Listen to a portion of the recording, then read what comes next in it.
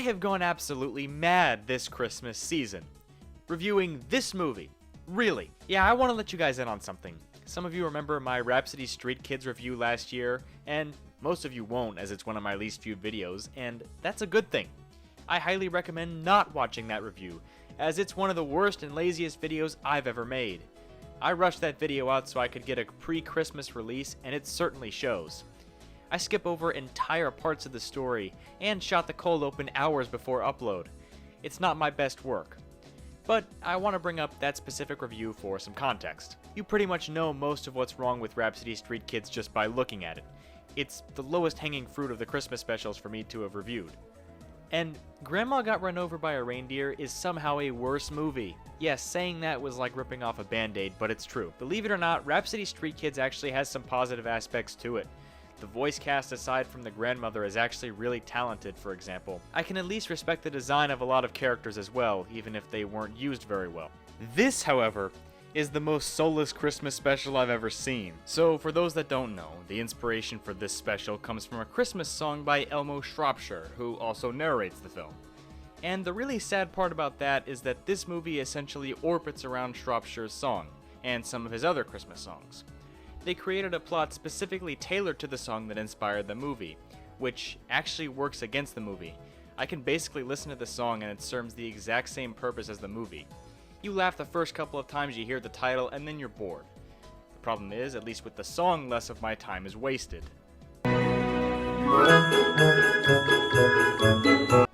That explains way too much. It's cowardly, gutless, and wrong. And we run into our first problem. The animation is stilted and not fluid at all. And again, comparing this to Rhapsody Street Kids is kind of unfair, but then again, anything looks good compared to Rhapsody Street Kids. So yeah, it's not as bad, but that's not saying much. However, budget constraints aren't an excuse. If you didn't want to put effort into making a Christmas movie, then, I don't know, don't make a Christmas movie! Seriously, the more I look at this thing, the less it has reason to exist. They didn't even have the budget to properly convey the title event of the movie. In a movie called Grandma Got Run Over by a Reindeer, we don't actually see her getting run over by a reindeer. That'd be like if Harry Potter never appeared in any of the Harry Potter movies and was just alluded to. It was December, and everyone in Cityville was caught up in the chaos of the holidays. Are we really just going to sit here and allow Cityville to be the name of the town in which this movie takes place? Powerpuff Girls at least had the excuse that they could say it took place in Australia, but this just reeks of laziness. What would even be so bad about this movie taking place in a real town that actually exists, or at least a fictional one with a name that wasn't thought up in 2 seconds? You can stop right there, that shoplifting missy. So, the premise is that Grandma owns this store that's busy around Christmas, and Cousin Mel, who's cut from the same cloth as Daphne from Scooby-Doo, wants to sell the store. She's the typical greedy character archetype, but the way her greediness is conveyed in moments like this really has me questioning what the writers were thinking. What seems to be the problem? Problem? No problem. No money. No merchandise. No way! So, the writers seem to think it's too much to ask for customers to pay for things. If you were trying to convey Mel as the greedy character, the first example that's shown is her trying to stop someone from stealing? I'm going to be honest, at this point she kinda just looks like the good guy to me. Thanks, Grandma. Everyone have a Merry Christmas! And another thing, why does everyone call this woman Grandma? Writers, does she have a name, or are you really so lazy you can't be bothered to give characters names? Things have to change. And going back to the animation, notice how overexpressive the actors are despite not expressing much at all because the animation can't keep up. There are loads of scenes like that in this movie and it's just bothersome, especially when you consider that this didn't have to be made. When the base concept is something that no one was asking for, the final product better be a masterpiece or else you're just wasting people's time. Daphne, stop teasing your brother! Well, based on what I just said a few minutes ago, that's confusing. Historically, there was a Saint Nick who, with a loving heart, filled children's shoes with gifts of all sorts. So Santa today represents the true meaning of Christmas. Yeah, apparently Jake isn't satisfied with reality, so it must seem that any character that makes sense in this movie is going to be the bad guy, or at least considered wrong by the writers. So after that, this guy, walks in that wants to buy Grandma's store, and he's the typical rich CEO archetype who's essentially used as a scapegoat in most of these plots for why the conflict even happens. And can I just say that if real-life CEOs were as cartoonish and over-the-top as Austin here, then the people saying Jeff Bezos has too much money might actually have a point. And, side tangent, that argument seems to only exist and be propped up by strawman portrayals of CEOs in media such as this. And you can keep the troll costume. Bye-bye. And once again, the bad animation rears its ugly head. There's somehow no lip movement at all, despite Mel clearly talking in that scene. One's enough to give the whole state of Kentucky a great big belly ache. Okay, so my interest in cartography is eating me from the inside out to talk about this. And I shouldn't have to say it, but come on, I mean, look at it! Kentucky doesn't even look like Kentucky! Minnesota and Wisconsin are conjoined, so are Iowa and Minnesota, and apparently the Boot Trophy exists in real life now. And somehow Michigan is 2 different states, so it looks like June was right after all. Merry Christmas, America! Oh, it's all the states that voted for Trump. I love how those 2 states up there, they're kind of America. And Rhode Island is just gone now. This is one of the worst maps I've ever seen. But this will for darn sure make everyone sick. Yep, this is the extent of the characters in this movie. Apparently stopping people from stealing and poisoning people are traits that apply to the same character, and both are seen by the movie as equally bad, which means Mel is by definition not a character. There are no notable traits with Mel, she just does whatever the plot demands just because. Mel is a plot device at best. Like, that's being generous as well. You cannot have a character in your story do a good thing and a bad thing 8 minutes apart and treat both of those actions as wrong. Not just because it calls into question your morals, but also it's just confusing. If anything can happen, plot points and character traits are just pulled out of thin air when it's convenient, which makes you as a writer look lazy. She'd been drinking too much eggnog. You've been drinking too much eggnog. And we begged her not to go. Please, don't go. Begging. Wow, you want to talk about lazy? Just have characters do things mentioned in the song right after they're mentioned. Like, I know I'm talking a lot about laziness in this review, but it really shows in ways that just shouldn't even be happening if you have competent people working on this movie, which I guess they don't. Oh, and we see Grandma get run over a second time, which brings up an interesting point. Why not just show the story from beginning to end? Why do we see her walking outside and then see her on the ground twice? Once before the actual movie and once where it chronologically fits. There's no reason to do that other than, I guess, padding out the runtime. Grandma got run over by Santa's reindeer! Jake, close the door and get in here. Oh, Santa hit Grandma! Grandma needs help!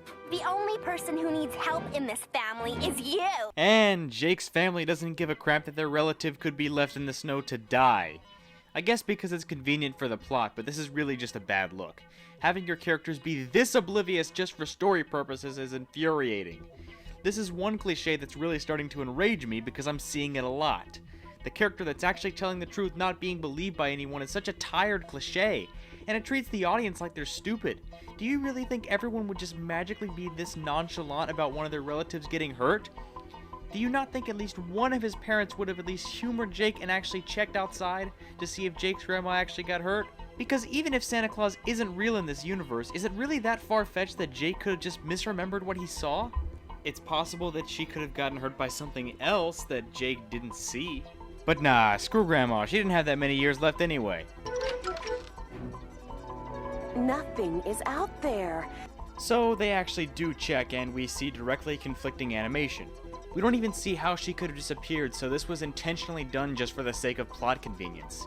We see her on the ground, and in the next scene there's nothing. Just a 10-second clip outside of the dialogue showing the audience how she disappeared would have been fine.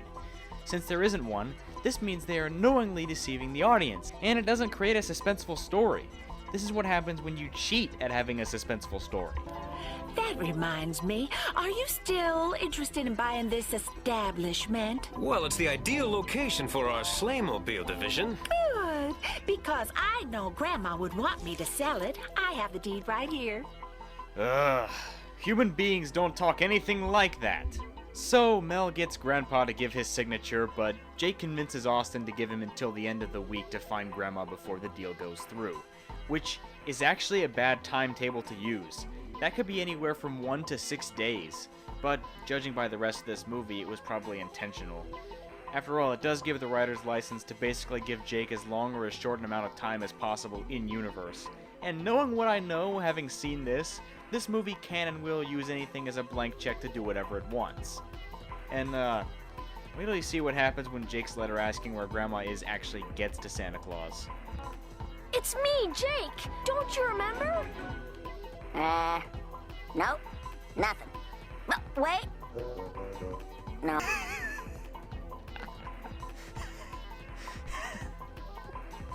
That's right. This is an Amnesia plotline. The plotline that's done mostly by writers who don't know what they're doing. And beyond a lot of its misuses, how does it make this story any better? Actually, forget that. How did she get this amnesia in the first place? Actually, forget that. Why did Santa fly her all the way up to the North Pole instead of, I don't know, dropping her down the chimney in the house she was right in front of? Seriously, Santa acts like he has no idea where this strange grandma came from despite the fact that she just walked out of a house a few fathoms away. Amazing! Unbelievable! Wow, someone get this guy a job doing the Bejeweled games.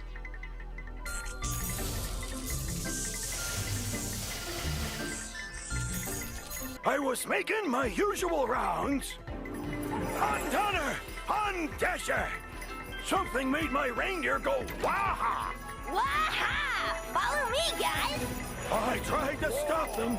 It's amazing how we end up getting an explanation, but that explanation answers exactly 0 of my questions. I demand that you have Santa arrested for the disappearance of Grandma. So, despite having no cops actually in the room, Mel's whim basically becomes reality for no reason, and Santa Claus gets arrested for some reason. It's really poorly conveyed. If this is the kind of legal system we had anywhere in the real world, that would be a scary place. And, people are actually trying to make it happen. Keep in mind, this came out in 2000 and would have been stupid back then, but the fact that recent years have put people like that in the spotlight is definitely concerning. We just need to keep her out of sight long enough for the jury to find Santa Claus guilty of her disappearance. And it's also concerning that this movie's only portrayal of an attorney is someone that wants to frame someone she didn't think existed 5 minutes ago. Like, I know Gotham is portrayed as dark and gritty usually, but Cityville is looking way more immoral from how literally every character that isn't Jake is portrayed as a bad person in some way. Your share as Grandpa's financial advisor is... woof. Yeah, I'm gonna stop right there. Other people have reviewed this movie and have ripped this next scene apart for its sheer stupidity, so I want to give you a warning. It's a bad rendition of one of Shropshire's other songs set to the tackiest backgrounds with maybe just 3 frames of repeated animation throughout. Like, I can't help but laugh at this while also crying due to just how high the people that signed off on this must have been. Maybe they didn't watch this far, and if that's the case, I can't say I blame them, but here's the scene in question. Grandpa's gonna sue the pants off of Santa. That's what Grandpa's gonna do. Woo-hoo! Okay. I'm not gonna show you the rest of it. You shouldn't have to see the rest of it like I had to see the whole thing for this review.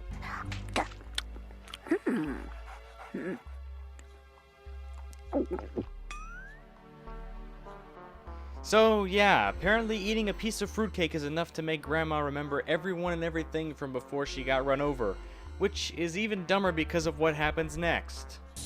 We the jury find... Stop! Santa is innocent!